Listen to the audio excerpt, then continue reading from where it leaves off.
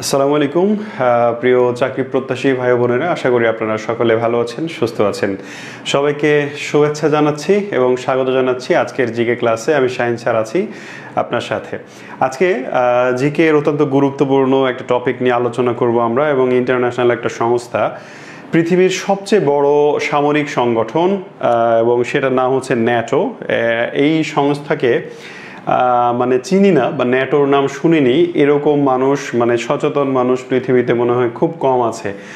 বর্তমান পৃথিবীতে যে সামরিক শক্তিগুলো আছে, সামরিক বাহিনীগুলো আছে, তার মধ্যে সবচেয়ে শক্তিশালী এবং মানে সবচেয়ে প্রশিক্ষিত কৌশলী বাহিনী হচ্ছে ন্যাটো বাহিনী।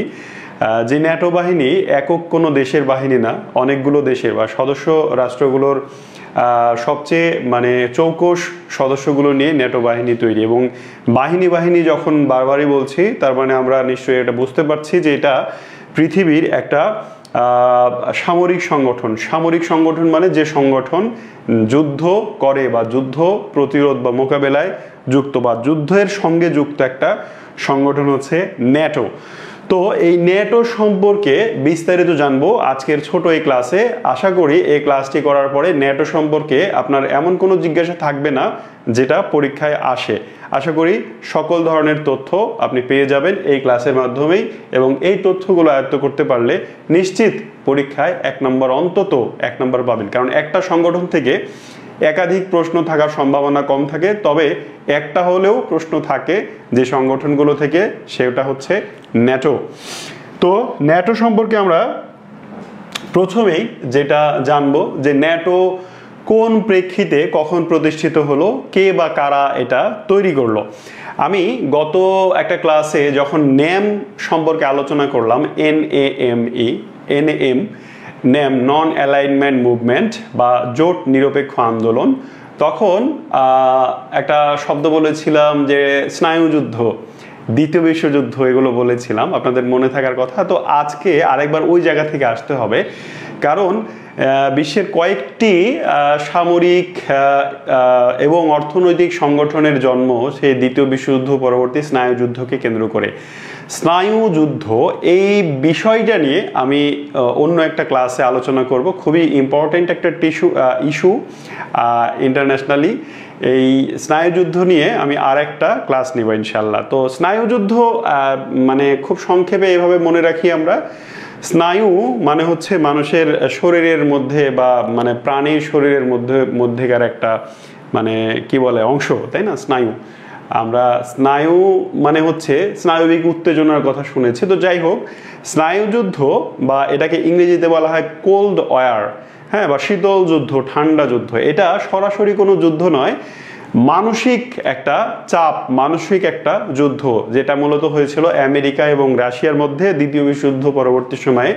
এবং সোভিয়েত ইউনিয়ন যখন 1991 সালে ভেঙে যায়, সোভিয়েত ইউনিয়নের পতন ঘটে, তখন এই স্নায়ুযুদ্ধ মানে শেষ হয়ে যায়। কিন্তু বাস্তবিক পক্ষে এখনো পৃথিবীতে স্নায়ুযুদ্ধ শেষ হয়ে যায়নি, কারণ আমেরিকা রাশিয়া এখনো বন্ধু হয়ে যায়নি, তারা এখনো একে অপরের প্রতিপক্ষ।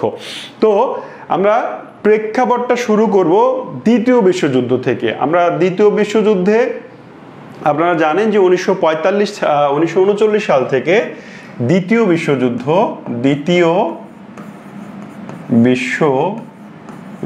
হয়েছিল। 1939 সাল থেকে শুরু করে 1945 সালে গিয়ে এটা শেষ হয়। তো দ্বিতীয় বিশ্বযুদ্ধে আমেরিকা, রাশিয়া, তারপরে হচ্ছে ব্রিটেন, ফ্রান্স, এরা কিন্তু এক পক্ষে ছিল, যাদেরকে আমরা বলি মিত্রপক্ষ বা মিত্র শক্তি। অন্যদিকে ফ্রান্স, ইটালি, জাপান, এই শক্তিগুলো আরেক পক্ষে ছিল, যাকে আমরা অক্ষ শক্তি বা অ্যালাইড পাওয়ার বা সেন্ট্রাল পাওয়ার বলে থাকি। তো দ্বিতীয় বিশ্বযুদ্ধে যখন যুদ্ধ চলছিল, তখন স্বার্থগত কারণে আমেরিকা এবং রাশিয়া দুজন একই দলের হয়ে একই পক্ষে যুদ্ধ করেছে। কিন্তু দ্বিতীয় বিশ্বযুদ্ধ শেষ হয়ে যাওয়ার সাথে সাথে দুজনের মধ্যে পুরাতন শত্রুতা, পুরাতন দ্বন্দ্ব আবারও জেগে উঠেছে। এই দ্বন্দ্বটা শুরু হয় যে দ্বিতীয় বিশ্বযুদ্ধ শেষ হওয়ার পরে যারা যুদ্ধ অপরাধী হিসেবে গণ্য হলো, জার্মানি, ইটালি, হ্যাঁ, জাপান, তারপরে এই জায়গাগুলো বিশ্বের বেশ কিছু জায়গা তারা একে অপরের মধ্যে ভাগাভাগি করে নিয়েছিল, বিশেষ করে রাশিয়া আর আমেরিকা। আমরা 2 কোরিয়ার বিভক্তির কথা জানি, আমরা 2 ভিয়েতনামের বিভক্তির কথা জানি, আমরা জার্মানির বিভক্তির কথা জানি, যে পূর্ব এবং পশ্চিম জার্মানি তৈরি করা হয়েছিল, জার্মানির মধ্যে বার্লিন ওয়াল তৈরি করা হয়েছিল। এই ঘটনাগুলো ঘটেছিল যে প্রেক্ষিতে, যে মানে ঘটনার ধারাক্রমে, সেটাকে আমরা বলি স্নায়ুযুদ্ধ। মানে আমেরিকা চাচ্ছিল যে পৃথিবীর প্রায় সকল দেশে তার মতাদর্শ যেন চালু হয়। আমেরিকা এখনো গণতন্ত্রের ফেরিওয়ালা, মানবাধিকারের ফেরিওয়ালা, বিশ্ব শান্তির ফেরিওয়ালা। মানে আমেরিকা নিজে যতই অশান্তি তৈরি করুক না কেন, মুখে তারা বিশ্ব শান্তির কথা বলে, মুখে তারা গণতন্ত্রের কথা বলে। তো আমেরিকা চায় যে তাদের যে ক্যাপিটালিজম, যে পুঁজিবাদী ব্যবস্থা, যে গণতান্ত্রিক ব্যবস্থা, সেটা সারা বিশ্বে ছড়িয়ে পড়ুক। অন্যদিকে রাশিয়ায় যখন রুশ বিপ্লব হয়েছিল 1917 সালে, রুশ বিপ্লবের মাধ্যমে লেনিন ক্ষমতায় আসেন এবং তিনি সোভিয়েত ইউনিয়ন প্রতিষ্ঠা করেন এবং সেখানে সমাজতন্ত্র প্রতিষ্ঠা করেন। এটা হয়তো অনেকেই জানেন। সমাজতন্ত্র গণতন্ত্রের এবং কি বলে যে পুঁজিবাদের বিপরীত একটা অর্থ ব্যবস্থা এবং শাসন ব্যবস্থা। রাশিয়া চায় একইভাবে যেমন আমেরিকা চাচ্ছিল সারা বিশ্বে পুঁজিবাদী ব্যবস্থা প্রতিষ্ঠিত হোক, সবাই তাকে মান্য করুক, তার কথা শুনুক, একইভাবে রাশিয়াও চাচ্ছিল যে সারা বিশ্বে তার এই সাম্যবাদী ব্যবস্থা, তার এই কি বলে সমাজতান্ত্রিক ব্যবস্থা ছড়িয়ে পড়ুক। এইবার দুইজনের যে আদর্শিক দ্বন্দ্ব, দুইজনের যে নীতিগত দ্বন্দ্ব, এই দ্বন্দ্বই আসলে স্নায়ুযুদ্ধের সৃষ্টি করলো। এই স্নায়ুযুদ্ধ শুধুমাত্র মানে দেশ ভাগাভাগির মধ্যে সীমাবদ্ধ থাকলো না।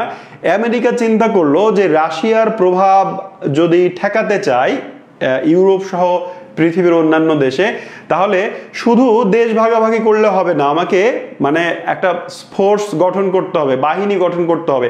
তো আমি আমেরিকা একা যুদ্ধ করলে ব্যাপারটা মানে আমার জন্য কঠিন হবে এবং বিশ্ববাসীর জন্য সেটা মানে গ্রহণযোগ্যতার জায়গা কম থাকবে। এই জন্যে আমেরিকা যেটা করলো, মানে ইউরোপ মহাদেশের যে দেশগুলো তাদের ডেকে নিয়ে বলল যে আমরা একটা ফোর্স গঠন করতে চাই, আমরা সকলে মিলে একটা বাহিনী গঠন করতে চাই, একটা সংগঠন তৈরি করতে চাই, যারা এবং যে বাহিনী রাশিয়ার এই সমাজতান্ত্রিক ব্যবস্থার প্রসার ঠেকাবে।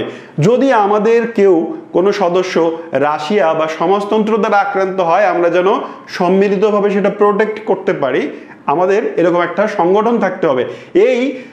এই ঘটনার প্রেক্ষিতে সালটা ছিল 1949 সাল। 1949 সালের 4 এপ্রিল 1949 সালের 4 এপ্রিল আমেরিকা, কানাডা সহ ইউরোপের, পশ্চিম ইউরোপের মোট 12টি দেশ, মানে পশ্চিম ইউরোপের 10টি দেশ আর সাথে আমেরিকা ও কানাডা, এই 12টি দেশ মিলে 1949 সালের 4 এপ্রিল একটা সংগঠন তৈরি করলো, যার নাম হচ্ছে নর্থ আটলান্টিক ট্রিটি অর্গানাইজেশন বা উত্তর আটলান্টিক চুক্তি সংস্থা।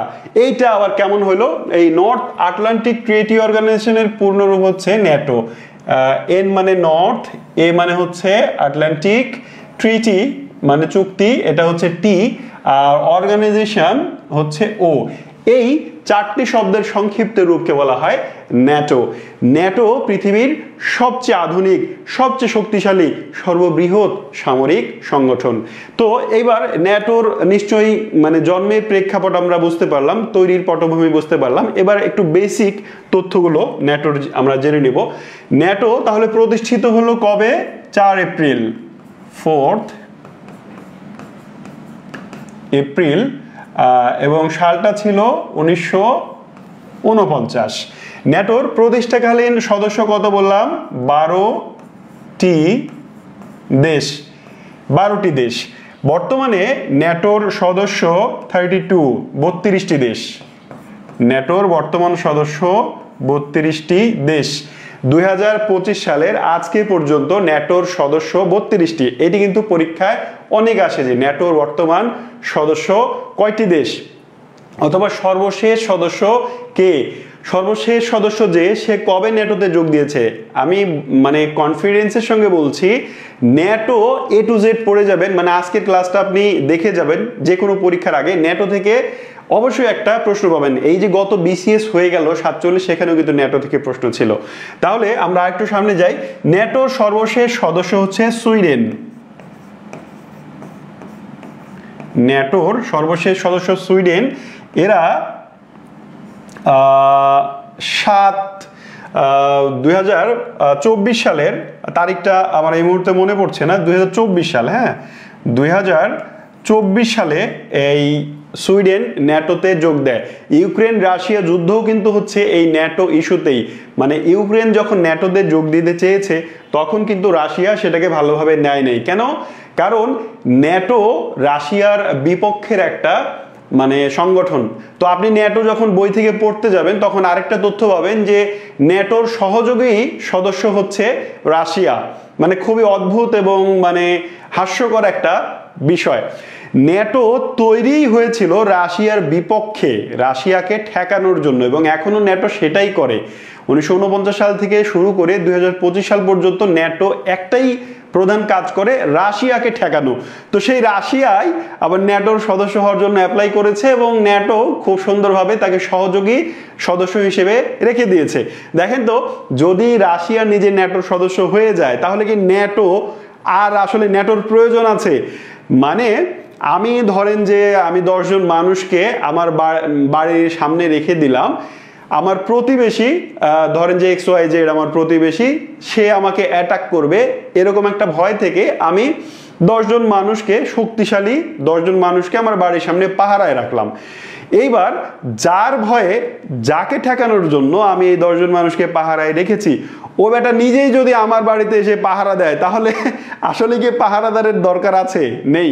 তাহলে এটা একটা হাস্যকর এবং হাস্যকর তথ্য এবং মজার তথ্য যে ন্যাটোর সহযোগী মানে সদস্য দেশ হচ্ছে রাশিয়া, এবং রাশিয়া চায় ন্যাটোর সদস্য হতে। কিন্তু ওইখানে যদি ইউক্রেন ন্যাটোর সদস্য হতে চায় তখন রাশিয়া বলবে বেটা এত বড় সাহস, তুই ন্যাটোতে যোগ দিতে চাস আমার বিপক্ষে? মানে সে যোগ দিলে সমস্যা নাই, কিন্তু অন্য কেউ যোগ দিলে সমস্যা। তো যাই হোক, সুইডেন 2024 সালে যোগ দিয়েছে সর্বশেষ সদস্য হিসেবে ন্যাটোতে। ন্যাটোতে দুইটা মুসলিম সংখ্যাগরিষ্ঠ রাষ্ট্র আছে, একটা হচ্ছে তুরস্ক এবং আরেকটা হচ্ছে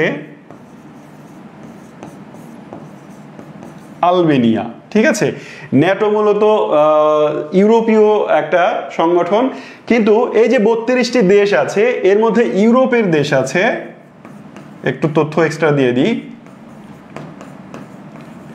ইউরোপের দেশ 30টি। কেন বলেন তো? এই রাশিয়াকে মানে তুরস্ককে ইউরোপের রাষ্ট্র ধরেই এই ন্যাটোর সদস্য যে 32টি, তার মধ্যে 30টি সদস্য হচ্ছে ইউরোপের। এর মধ্যে তুরস্ককেও ইউরোপের ধরা হয়েছে, কারণ তুরস্ক 2 মহাদেশ মিলে বিস্তৃত, ইউরোপ এবং এশিয়া, ইউরেশিয়ান কান্ট্রি বলা হয়, সেটা অন্য আলোচনা। তবে এই বাকি দুইটি দেশ কারা? একটা হচ্ছে আমেরিকা আর একটা হচ্ছে কানাডা। আমেরিকা আর কানাডা হচ্ছে উত্তর আমেরিকা মহাদেশের দুইটি দেশ, এছাড়া বাকি 30টি দেশ ইউরোপের দেশ। ঠিক আছে, তো নিচে যদি আপনাকে বলে নিচে কোনটি ন্যাটোর সদস্য বা সদস্য নয়, তো ইউরোপের বাইরে তুরস্ক আর হচ্ছে যে কি বলে যে আমেরিকা এবং কানাডা, এই দুটাকে, এই তিনটাকে বাইরে চিন্তা করলে বাকি যেই দেশের নামই থাকুক না কেন সেটা হবে না। ধরেন যে বাংলাদেশের নাম থাকলো, ভারতের নাম থাকলো, নিচের কোনটি ন্যাটোর সদস্য নয়, বাংলাদেশ, ভারত, ইন্ডিয়া, পাকিস্তান, এরকম যদি আরো দেশের নাম থাকে, আফ্রিকা মহাদেশের কোনো দেশের নাম থাকে, যদি দক্ষিণ আমেরিকা মহাদেশে Brazil, Argentina, Uruguay, Paraguay, Chile এই দেশগুলোর নাম থাকে, তাহলে সেগুলো কিন্তু হবে না। সুতরাং 32টি দেশের নাম আপনার মুখস্থ করার দরকার নেই। জাস্ট এই ধারণাটা ক্লিয়ার রাখেন যে ন্যাটোর 30টি দেশ, এর মধ্যে আপনি তুরস্ককেও ইউরোপের মধ্যেই ধরবেন, তুরস্ককে ইউরোপের মধ্যে ধরে 30টি দেশই ইউরোপের দেশ, আর বাকি দুইটি দেশ আমেরিকা এবং কানাডা, এই দুটি উত্তর আমেরিকার দেশ। তাহলেই সঠিক উত্তর করতে পারবেন। আচ্ছা, ন্যাটোর প্রথম যখন তৈরি হয় সদর দপ্তর ছিল প্যারিসে। প্যারিস কোথায় নিশ্চয়ই জানেন, ফ্রান্সের রাজধানী প্যারিস। ন্যাটোর বর্তমান সদর দপ্তর হচ্ছে বেলজিয়ামের ব্রাসেলসে, ব্রাসেলস, এবং এটা বেলজিয়ামের শহর, বেলজিয়ামের রাজধানী। ন্যাটোর বিপরীতে গড়ে ওঠা সংগঠন, এটা একটু বলি যে আমেরিকা যখন ইউরোপের দেশগুলো নিয়ে ন্যাটো তৈরি করছে 1949 সালে, তখন রাশিয়া এর প্রতিপক্ষ, তো তাই না, রাশিয়া তো বসে থাকবে না। রাশিয়া তখন ন্যাটোকে ঠেকানোর জন্য আরো একটি মানে নতুন একটি বিপরীত একটি এর বিরোধী একটি সংগঠন তৈরি করেছিল, যার নাম হচ্ছে ওয়ারশ প্যাক্ট। ওয়ারশো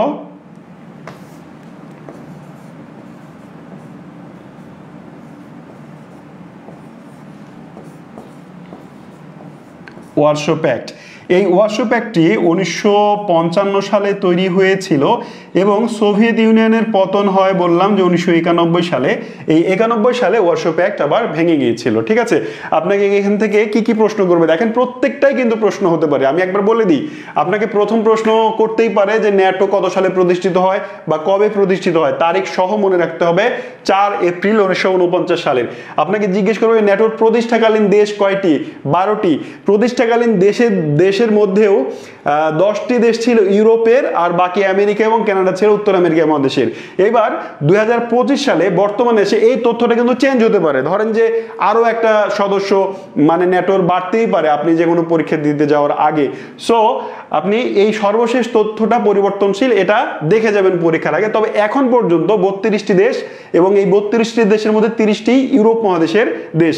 তো ন্যাটোর সর্বশেষ সদস্য কে আপনাকে জিজ্ঞেস করতেই পারে। এখন সুইডেন, এটা কিন্তু চেঞ্জ হতেই পারে।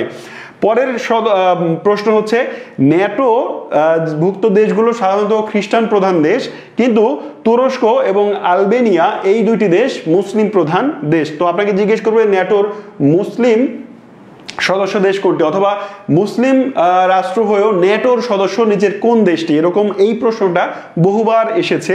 অ্যান্সার তুরস্ক, সাধারণত তুরস্কই থাকে অপশনে। আচ্ছা, ন্যাটোর প্রথম সদর দপ্তর, এটা খুব বেশি গুরুত্বপূর্ণ নয়, কিন্তু বর্তমান সদর দপ্তর এটা বেশি গুরুত্বপূর্ণ, যে বর্তমান সদর দপ্তর কোথায়, বেলজিয়ামের ব্রাসেলস। আচ্ছা, এরপরে ন্যাটোর বিপরীতে গড়ে ওঠা যে প্রতিষ্ঠান, যে সংগঠন, তার নাম কি, ওয়ারশো প্যাক্ট। এবং এই ওয়ারশো প্যাক্ট বা ওয়ারশো প্যাক্ট এইটা কত সালে তৈরি হয়েছিল, কখন এর পতন ঘটে? এটা তৈরি হয়েছিল 1955 সালে। এই ন্যাটোর জন্মের মোটামুটি 6 বছরের মাথায়। আর 1991 সালে যখন সোভিয়েত ইউনিয়নের পতন ঘটলো, তখন ওয়ারশো প্যাক্টও শেষ হয়ে গেল। ন্যাটোর বর্তমান প্রধান কে, এটা কিন্তু একটা গুরুত্বপূর্ণ প্রশ্ন। এই তথ্যটা চেঞ্জ হতে পারে, তবে এই মুহূর্তে ন্যাটোর বর্তমান প্রধান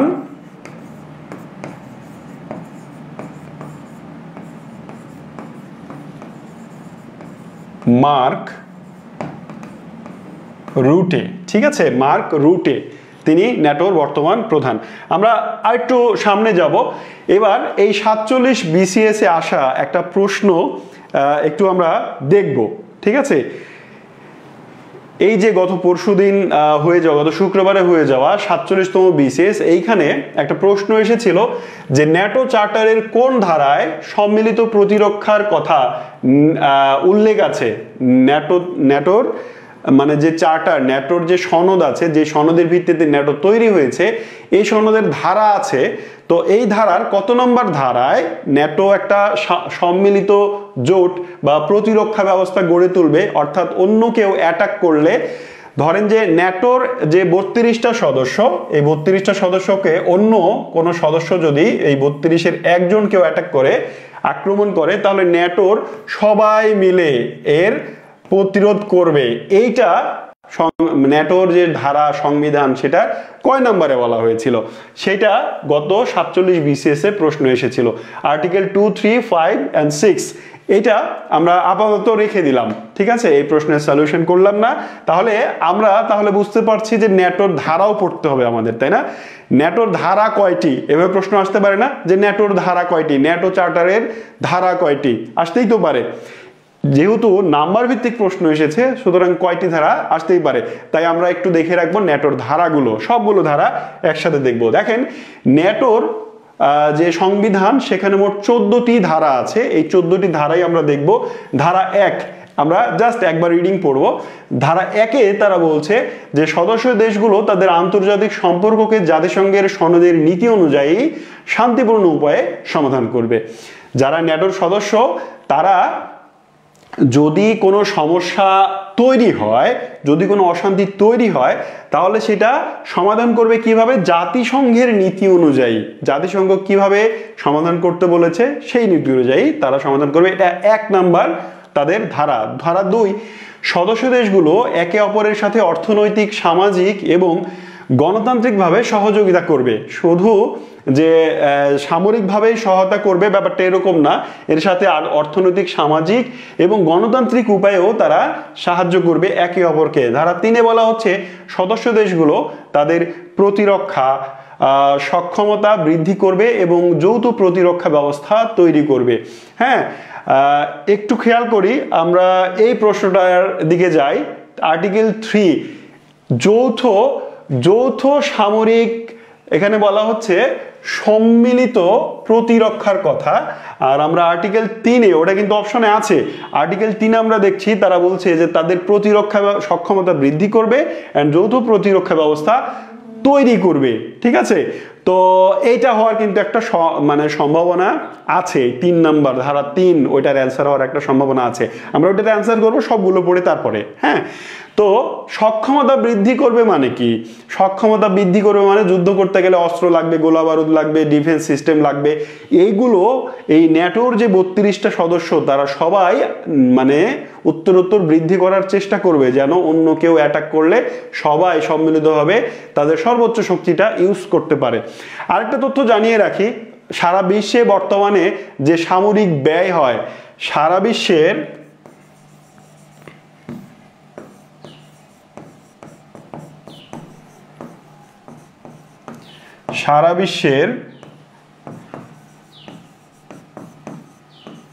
সামরিক ব্যয় এর মোট 55% ব্যয় করে ন্যাটো। হ্যাঁ, এটা এক্সট্রা একটা তথ্য। সারা বিশ্বে বর্তমানে সামরিক যে ব্যয় হয় তার 55% ব্যয় করে এই শুধু ন্যাটোই। ঠিক আছে, আচ্ছা, ধারা 4 আমরা দেখি, 4 নম্বর ধারা, সদস্য দেশগুলো তাদের নিরাপত্তা নিয়ে যে কোনো আলোচনা বা পদক্ষেপের জন্য একে অপরের পরামর্শ দিবে। হ্যাঁ, মানে সমস্যা তৈরি হলে আলোচনা করবে, এটাই বলা হচ্ছে ধারা 4-এ।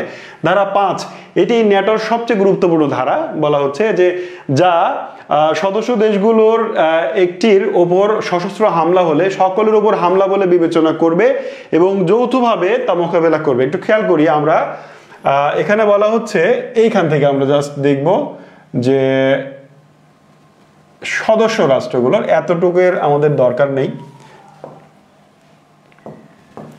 আমরা এতটুকু কেটে দিলাম, কেটে দিয়ে যেটা রাখলাম সেটা হচ্ছে যেখানে বলা হচ্ছে সদস্য রাষ্ট্রগুলো যে কোনো একটির ওপরে সশস্ত্র হামলাকে তারা সবার উপরে হামলা বলে গণ্য করবে এবং যৌথভাবে এর মোকাবিলা করবে। এবার আমরা ওই প্রশ্নটা দেখে আসি তো একটু, যে আসলে কি ছিল প্রশ্নে। সম্মিলিতভাবে মোকাবিলা করার কথা বলা হয়েছে। কত নম্বর আর্টিকেলে? আর্টিকেল 5। তাহলে ঠিক আছে, তাহলে ন্যাটোর যে চার্টার আছে তার মধ্যে নাম্বার 5 আর্টিকেলে বলা হয়েছে যে যদি একটি সদস্য আক্রান্ত হয় তাহলে সবার উপরেই আক্রমণ হয়েছে বলে ধরা হবে এবং সম্মিলিতভাবে এটা প্রোটেক্ট করবে। ধারা 6 বলা হয়েছে যে এই ধারাটি 5-এ বর্ণিত সশস্ত্র আক্রমণের ভৌগোলিক সীমারেখা নির্ধারণ করবে। ন্যাটোর কার্যক্রম জাতিসংঘের সনদ বা আন্তর্জাতিক আইনের অধীনে থাকা যে কোনো অধিকার বা বাধ্যবাধকতাকে প্রভাবিত করবে না। তারপর একটা বলা হচ্ছে প্রত্যেক সদস্য রাষ্ট্র তার নিজস্ব জাতীয় আইন অনুযায়ী কাজ করবে। ন্যাটোতে যোগ দিবে কিভাবে সদস্য রাষ্ট্রগুলো? মানে যে রাষ্ট্রের মানে আভ্যন্তরীণ যে আইন আছে, নিয়মকানুন আছে, সেই নিয়মকানুন আইনকে মেনেই ন্যাটোতে যোগ দিবে এবং কাজ করবে। একটি নির্দিষ্ট কমিটি গঠন করবে, ন্যাটো একটি নির্দিষ্ট কমিটি গঠন করবে সমস্যা সমাধানের জন্য। ন্যাটো জোটের সম্প্রসারণের সম্ভাবনা নিয়ে আলোচনা করবে। কেউ যদি এই জোটে যোগ দিতে চায় তাহলে সকল সদস্য আলোচনা করেই তাকে সদস্যপদ দিবে, এটাই বলা হচ্ছে। 11তে বলা হচ্ছে চুক্তিটি কখন কার্যকর হবে এবং এটি কতদিনের জন্য বৈধ থাকবে তা আলোচনা করবে। চুক্তিটি অন্যান্য আন্তর্জাতিক চুক্তি বাতিল করবে না, মানে ন্যাটো যেই চুক্তিটা করছে তার সদস্য রাষ্ট্রের সঙ্গে, সেই চুক্তিটা তার যদি অন্য কোনো আন্তর্জাতিক চুক্তি থাকে সেটাকে বাতিল করবে না। আচ্ছা, কোন সদস্য রাষ্ট্র চাইলে এই চুক্তি থেকে বের হয়ে যেতে পারবে, মানে ন্যাটো ত্যাগ করা যাবে, আর এই চুক্তি কোনো নির্দিষ্ট ভাষা বা দেশের উপরে প্রভাব বিস্তার করবে না। তাহলে আমরা একটু প্রথমে ফিরে যাব ন্যাটোর, তাহলে 5 নম্বর ধারায় ওইটা বলা হচ্ছে। আর ন্যাটোর চার্টারের মোট ধারা আমরা বলবো মোট ধারা 14টি। ঠিক আছে, এই তথ্যটা খুবই গুরুত্বপূর্ণ। এরপর ন্যাটোর ধারাগুলো তো জানলাম, এবার ন্যাটো কখন কোন কোন গুরুত্বপূর্ণ অভিযানগুলো পরিচালনা করছে সেই বিষয়ে একটু সংক্ষেপে আমরা জানবো। প্রশ্ন আসতেই পারে যে ন্যাটো আফগানিস্তানে যে হামলা চালিয়েছিল সেই হামলাটা বা সেই অভিযানটার নাম ছিল। ন্যাটো মূলত হামলা চালায় না, ন্যাটো যেটা করে কোথাও আক্রান্ত হলে সেটা প্রোটেক্ট করে এবং সেইটাকে মানে সমাধান করার চেষ্টা করে। এটা হচ্ছে ন্যাটোর ইয়েতে বলা হচ্ছে, মানে সংবিধানে বলা হচ্ছে বা ন্যাটো নিজে বলছে, কিন্তু অ্যাকচুয়ালি ন্যাটো হামলা করে আসলে প্র্যাকটিক্যালি। তো আমরা দেখি ন্যাটো যে অভিযানগুলো চালিয়েছে এ পর্যন্ত পৃথিবীর বিভিন্ন জায়গায়, তার মধ্যে গুরুত্বপূর্ণ কয়েকটা অভিযান সম্পর্কে আমরা জানবো। প্রথম অভিযানের নাম হচ্ছে অপারেশন জায়ান্ট এন্ডেভার, এবং এটা হয়েছিল 1996 থেকে 2000 সালে। কোথায় হয়েছিল? বসনিয়ায় পরিচালিত একটি জাতিসংঘ নির্দেশিত ন্যাটোর শান্তিরক্ষী বাহিনীর মিশন। এবার এখানে আসলে প্রশ্ন কি হতে পারে, আপনাকে যদি প্রশ্ন করে যে ন্যাটো বসনিয়া শান্তি রক্ষার জন্য যে অপারেশন পরিচালনা করেছিল সেটার নাম কি? সেটার নাম হচ্ছে অপারেশন জায়ান্ট এন্ডেভার। এটাও প্রশ্ন হতে পারে যে এইটা আসলে কত সালের ঘটনা। হ্যাঁ, 1996 সাল থেকে 2000 সালের মধ্যে হয়েছিল, 2000 সাল ব্যাপী এই পুরোটা সময় জুড়ে। আমরা বিভিন্ন সময় মানে বলতে শুনেছি বা আমরা জানি যে একসময় বসনিয়া চেচনিয়া একটা প্রবলেম ছিল, সেখানে অশান্তি হয়েছিল, জাতিগত দাঙ্গা হয়েছিল, সেখানে মুসলিম নিধন চলছিল। তো এইখানে শান্তি প্রতিষ্ঠার জন্য জাতিসংঘই পাঠিয়েছিল এই ন্যাটো বাহিনীকে। নাম্বার 2 আমরা দেখব operation Atlas eagle. Operation Atlas eagle এইটা সার্বিয়ার বিরুদ্ধে পরিচালিত হয়েছিল 1999 সাল এবং 2000 সালের মধ্যে, মানে 2 বছর ব্যাপী। সার্বিয়ার বিরুদ্ধে পরিচালিত ন্যাটোর তাহলে অভিযানের নাম ছিল কি? Operation Atlas eagle. Operation Anora, operation Anora NATO চালিয়েছিল 2002 থেকে 2003 সালের মধ্যে আফগানিস্তানে। এই অভিযানটা তারা চালিয়েছিল। আফগানিস্তানে তারা 2001 থেকে 14 পর্যন্ত আরো একটি অভিযান চালিয়েছিল যেটার নাম হচ্ছে অপারেশন আফগান ন্যাটো। আচ্ছা, এরপরে অপারেশন ইউনানিটি। ইউনানিটি এটা 2011 সালে তারা লিবিয়ার উপরে, লিবিয়ার যে নিষেধাজ্ঞা ছিল সেটা বলবৎ করতে চালিয়েছিল। লিবিয়ার উপরে আমেরিকার যে নিষেধাজ্ঞা ছিল সেটা কার্যকর করতে অপারেশন ইউনানিটি 2011 সালে তারা পরিচালনা করেছিল। তো আমার মনে হয় যে এই অপারেশন কয়েকটা যদি আপনি জেনে রাখেন, তারিখ, কি বলে সাল, অপারেশনের নাম এবং কোন দেশের বিরুদ্ধে পরিচালিত হয়েছিল, তাহলে আপনি হয়তো পরীক্ষায় অন্যদের চেয়ে এগিয়ে থাকবেন, 1 মার্ক হলেও বেশি এগিয়ে থাকবেন। কারণ এগুলো সাধারণত বইয়ে দেয়া থাকে না। আমি যে তথ্যগুলো দিলাম আজকে তার মধ্যে আপনি বইয়ে শুধু পাবেন যে ন্যাটো কত সালে কত তারিখে প্রতিষ্ঠিত হয়েছিল, সদর দপ্তর কোথায়, তারপরে হচ্ছে ন্যাটোর সদস্য কত, এগুলো পাবেন। বাট ন্যাটোর ধারাগুলো চাকরির বাজারে যে বইগুলো আছে সেগুলোতে দেয়া নেই, আমি দেখেছি। এছাড়া ন্যাটোর যে সামরিক অভিযান আমি বললাম, এইটাও কিন্তু চাকরির মানে যে বইগুলো আছে সাধারণ জ্ঞানের বাজারে প্রচলিত, এই বইগুলোতে দেয়া নাই। সো দ্যাট আপনি যদি এই ক্লাসটা ভালো করে বুঝেন, আপনি যদি এই তথ্যগুলো নোট করে রাখেন, আমার মনে হয় যে সামনে কয়েকদিন পরেই যে বিসিএস আসছে, 49তম বিসিএস, এখানেও কিন্তু ন্যাটো থেকে এরকম এক্সেপশনাল একটা প্রশ্ন থাকতেই পারে। তখন হয়তো সেই সুবিধাটা আপনি গ্রহণ করতে পারবেন যদি এটা পড়ে থাকেন। তাহলে আজকে এ পর্যন্তই শেষ করব। আপনার কি মনে হয় না যে আমি এক্সট্রা কিছু তথ্য দিলাম, যে তথ্যগুলো আসলেই ভালো, আসলেই কাজে লাগবে? যদি মনে হয়, আমার মনে হয় যে ক্লাসটা যদি শেয়ার করে রাখেন তাহলে এটা বেটার হয়। সো ক্লাসটা শেয়ার করবেন, আর অবশ্যই যে তথ্যগুলো দিলাম এটা আয়ত্ত করবেন, নিজে নিজে আয়ত্ত করবেন, প্র্যাকটিস করবেন এবং পরীক্ষায় সফলভাবে একটি প্রশ্নের সঠিক উত্তর দিবেন, সেটাই কামনা। তো আমি শাহিন স্যার আজকের মতো এখানেই বিদায় চাইছি। সবাই ভালো থাকুন, সুস্থ থাকুন, আল্লাহ হাফেজ।